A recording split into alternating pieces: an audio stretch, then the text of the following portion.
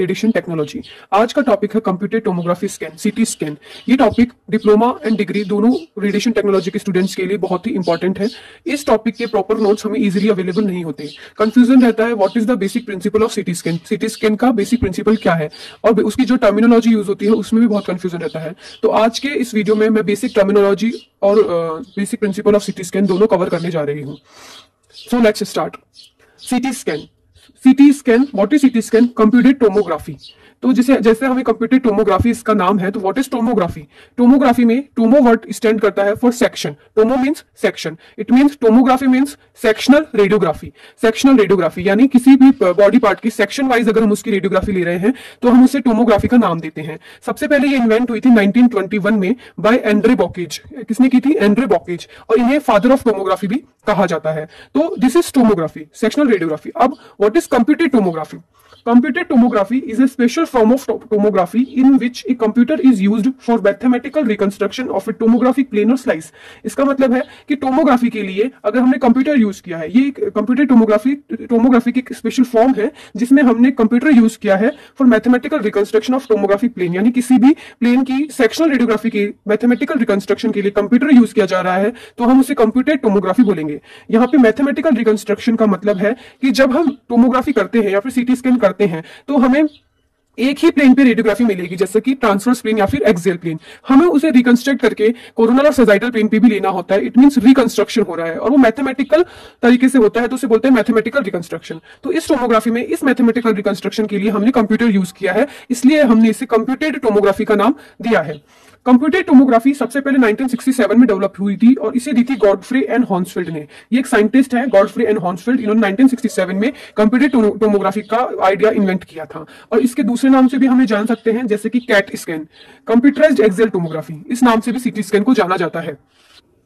So basic terminology, what is the basic terminology of CT scan? हम CT scan पढ़ते हुए कुछ ऐसे वर्ड्स को देखते हैं, कुछ ऐसे वर्ड्स यूज में लेते हैं जिसका हमें मतलब नहीं पता होता है, तो उससे कहते हैं टर्मिनोलॉजी। उस टर्मिनोलॉजी को मैं अब आगे बताने जा रही हूँ। The first is matrix. हम बोलते हैं मैट्रिक्स। मैट्रिक्स क्या होती है? A two dimensional array of numbers arranged in rows and columns is called matrix. यानी कुछ ऐसे नंबर्स टू डायमेंशनल एरे जो कि रोज में और कॉलम्स में बटे हुए रहते हैं, उन्हें मैट्रिक्स कहा जाता है। जैसे कि इस टाइप से आप देख सकते हो, टू डायमेंशनल ये लाइंस बनी हुई है, इस पूरे चीज को हमने मैट्रिक्स बोला है। और ये मैट्रिक्स जो होते हैं यही सीटी इमेज को रिप्रेजेंट करता है। ठीक है, नेक्स्ट वन इज पिक्सल। तो व्हाट इज पिक्सल? अब ये जो मैट्रिक्स है इसका जो एक स्क्वायर बता रखा है, ईच स्क्वायर और matrix element is called pixel.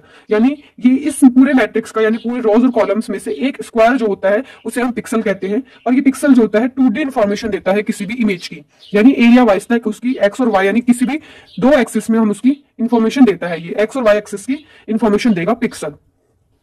And the next one is voxel.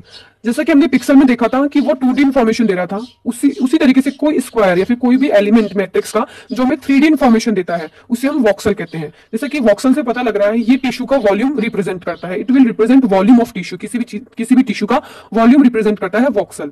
The size of voxel depends on the matrix size, the selected field of view and section thickness. यानी जो voxel की जो size है वो किस पे depend करेगा? Matrix की साइज, क्या मैट्रिक्स की क्या साइज है, इतना हमने फील्ड ऑफ व्यू सिलेक्ट किया है FOV, एफ, और कितनी उस सेक्शन की थिकनेस है। FOV यानी फील्ड ऑफ व्यू क्या होता है?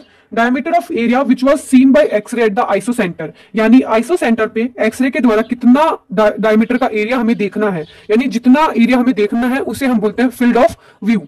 अब आपको पता होना चाहिए व्हाट इज आइसोसेंटर। आइसोसेंटर क्या होता है? जहां पे कॉलीमेटर गैंट्री, जहां एक पॉइंट पे ऐसा होता है जहां कॉलीमेटर और गैंट्री मिलते हैं, that one point is called isocentre. ठीक है, तो दिस इज वॉक्सल। वॉक्सल क्या देगा? वॉल्यूम ऑफ टिश्यू और 3D इंफॉर्मेशन। ठीक है, नेक्स्ट है सीटी नंबर। सीटी नंबर क्या होता है? A normalised value of the calculated xray absorption coefficient of a pixel in a CT image. यानी जो एक पिक्सल होता है वो कितना, मतलब हमें पता है कि हर टिश्यू की एक्सरे एब्जॉर्प्शन की जो एफिशिएंसी होती है यानी एक्सरे एब्जॉर्प्शन की क्षमता जो होती है वो हर टिश्यू की अलग अलग होती है। ठीक है, तो उसके अकॉर्डिंग एक पिक्सल की यानी एक टिश्यू की जितनी एक्सरे एब्जॉर्प्शन कोएफिशिएंट होती है उसको कैलकुलेट करके हमने एक नॉर्मलाइज्ड वैल्यू निकाली जाती है जिसे बोलते हैं सीटी नंबर। तो इसमें क्या होता है? CT number is equal to K mu measured minus mu water upon mu water. इसके अंदर म्यू मेजर्ड मतलब म्यू यहाँ पे जो है वो है linear attenuation coefficient. Attenuation coefficient मतलब जो टिश्यू का जो पार्ट है यानी जो पिक्सल का जो पार्ट है वो कितना एटेन्यूएट कर पा रहा है। एटेन्यूएशन मतलब एब्जॉर्प्शन प्लस स्कैटरिंग, यानी वो एक्सरेज को कितना एब्जॉर्ब कर पा रहा है, उसका जो एक कोफिशिएंट होता है उसे हम लीनियर एटेन्यूएशन कोफिशिएंट बोलते हैं। म्यू मेजर्ड यानी जिस पिक्सल का हमें मेजर करना है वो माइनस म्यू वाटर, यानी वाटर का जो एब्जॉर्प्शन कोएफिशिएंट होता है वो अपॉन म्यू वाटर। इस तरीके से हम सीटी नंबर निकाल सकते हैं। यहाँ जो के है उसे हम मैग्निफिकेशन कांस्टेंट कहा जाता है। एक तरीके से आपको पता होना चाहिए कि म्यू वाटर यानी वाटर का एब्जॉर्प्शन कोएफिशिएंट क्या होता है, ये होता है 0.195। अब जो के हमने देखा था मैग्निफिकेशन कांस्टेंट, अगर उसकी वैल्यू हम एक स्पेसिफाइड ले लें यानी 1000 ले लें, अगर उसके के की वैल्यू 1000 है तो जो सीटी नंबर है उसे हम हॉन्सफेल्ड यूनिट के नाम से भी जाना जाता है। हॉन्सफेल्ड यूनिट, ये इसका नाम सर गॉडफ्रे हॉन्सफेल्ड के नाम पे पड़ा था, जिन्होंने सीटी स्कैन को इन्वेंट किया था, उसके नाम पे ये हॉन्सफेल्ड यूनिट नाम दिया गया था। अगर मैग्निफिकेशन कांस्टेंट यानी के अगर हम 1000 रखते हैं तो CT number is equal to Hounsfield units. अब ये अलग अलग ह्यूमन बॉडी ऑर्गन के, अलग अलग ह्यूमन बॉडी पार्ट टिश्यूज के वो अलग अलग सीटी नंबर होता है। तो ये कुछ सीटी नंबर दिए हुए हैं, जैसे bone plus 700 two plus 3000। It means ये इतने तक वेरी कर सकता है। एक बात मैं आपको बता दूं, जो हमने देखा एटेन्यूएशन कोएफिशिएंट वो डिपेंड करता है डेंसिटी पर कि किसी टिश्यू की कितनी डेंसिटी है। सबसे ज्यादा वो शो करता है डेंसिटी कितनी है, तो ये अकॉर्डिंग टू डेंसिटी ये सीटी नंबर चेंज होते हैं। जैसे बोन में 700 टू 3000 है।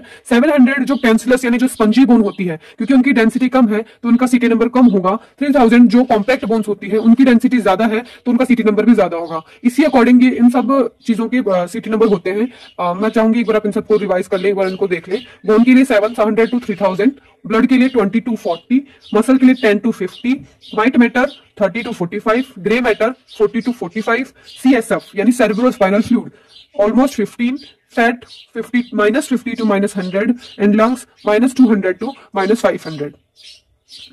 अब हमने बेसिक टर्मिनोलॉजी सीटी स्कैन की देख ली है कि क्या क्या pixel, voxel, matrix, CT number क्या होते हैं। अब हम देखते हैं प्रिंसिपल ऑफ सीटी स्कैन।